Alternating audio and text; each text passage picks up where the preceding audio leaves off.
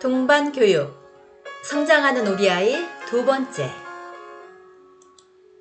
떼쓰고, 화내고, 울고 불고. 안녕하세요.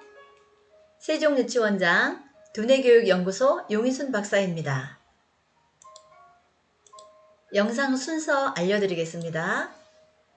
떼쓰는 아이는 어떤 모습인지, 부모님은 어떻게 하면 좋을지, 아이의 사전 건강 상태도 확인해 봐야 합니다.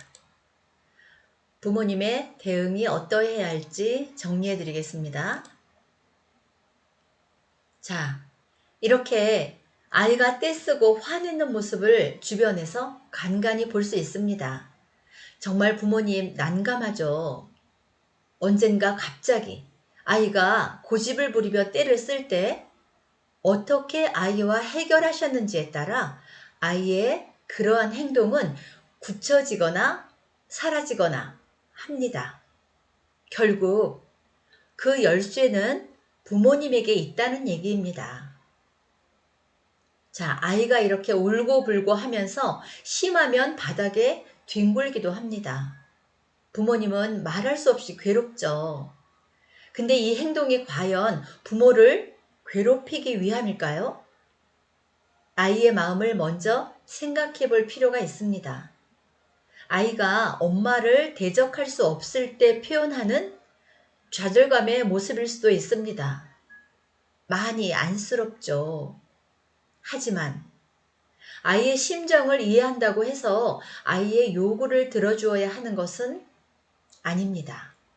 혹시 아이를 부모님이 달래며 요구하는 것을 들어준 적이 있었다면 아이는 이렇게 행동하면 자기가 원하는 것을 얻을 수 있다는 것을 배우게 되어서 같은 행동을 반복하게 되고 강도는 더 심해져서 고치려고 하면 더 긴 시간이 필요할 수도 있습니다. 아이가 떼쓰고 울고 화낼 때 부모는 차분함을 유지해야 합니다. 오히려 더 냉철하게 말이죠. 아이는 이런 부모의 모습을 보면서 부모가 상황을 통제하고 있고 들어주지 않을 것을 알게 됩니다. 그런 부모의 모습에 안정감을 느끼면서 요구가 관철되지 않아도 좌절감을 느끼지 않게 됩니다. 참 아이러니하죠. 아이가 울고불고 하는 행동을 그친 후에도 미안한 마음에 요구를 들어주거나 하시면 안 됩니다. 아이들은 이러한 경험으로 옳고 그름을 배우게 되고 그것이 성장하면서 잣대가 됩니다. 옳은 것, 잘못된 것을 분명하게 알도록 이끌어 주셔야 합니다. 자, 떼쓰는 상황에서 어떻게 해야 할까요? 설득하거나 설명하려고 시도하지 않습니다. 떼쓰고 화내고 울고불고 할 때 엄마의 설명은 아이 귀에 들어오지 않습니다. 엄마가 내 행동에 절절매고 있다는 것만 보여주는 것입니다. 아이가 요구하는 것은 절대 들어주지 않습니다. 떼쓰고 있는 상황에서 들어주는 것은 부모님의 가장 나쁜 대처 방법입니다. 떼쓰고 억지 부리는 것을 키워주는 결과가 됩니다.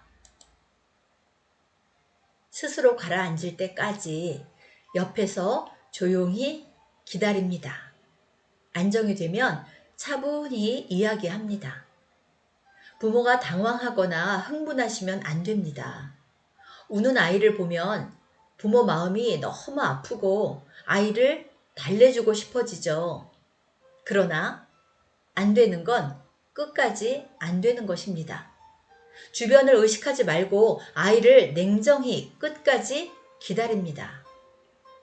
아이가 잦아들면 끝났냐고 물어보고 만약 심술을 더 부리면 더 기다려서 안정이 된 후에 얘기합니다.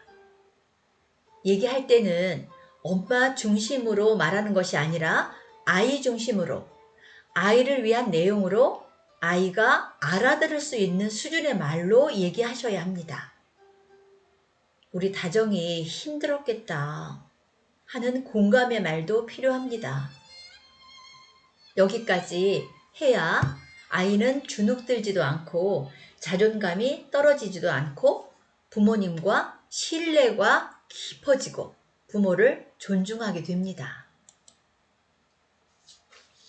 아이가 부모의 말을 듣고 감정을 가라앉히면 가만히 안아주고 안심이 될 말을 해줍니다. 가만히 안아주고 안심이 될 말. 이게 아주 중요합니다. 어떤 말이 들까요? 엄마의 아이 메시지가 좋을 것 같습니다.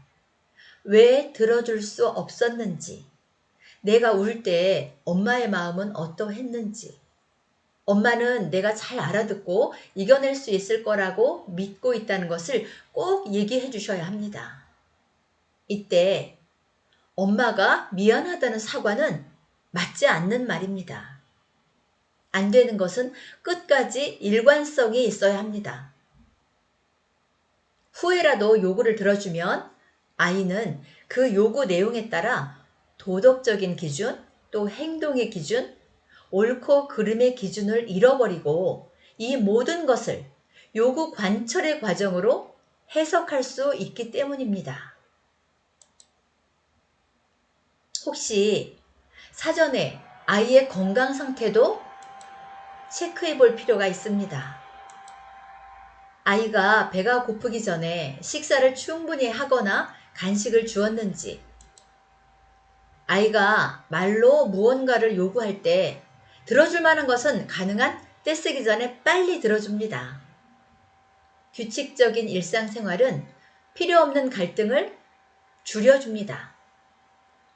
그리고 하루에도 여러 차례 이런 일이 있다면 아이의 수면 부족은 아닌지 그것도 확인해 봅니다. 자, 이상으로 떼쓰는 상황일 때 부모님의 대응을 정리해 보겠습니다. 설득하거나 설명하려고 시도하지 않는다고 말씀드렸습니다. 아이가 요구하는 것은 절대 들어주지 않습니다. 스스로 가라앉을 때까지 옆에서 조용히 기다립니다. 안정이 되면 차분히 이야기합니다. 아이가 감정을 가라앉히면 가만히 안아주고 안심이 될 말을 해줍니다. 안 되는 것은 끝까지 일관성이 있어야 합니다.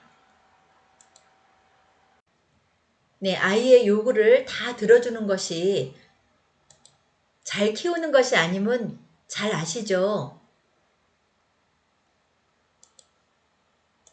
품격 있는 아이는 절제도 배워야 하고 인내도 배워야 합니다. 떼쓰는 아이를 기다리는 것도 품격 있는 아이로 키우기 위한 부모님의 사랑입니다. 감사합니다.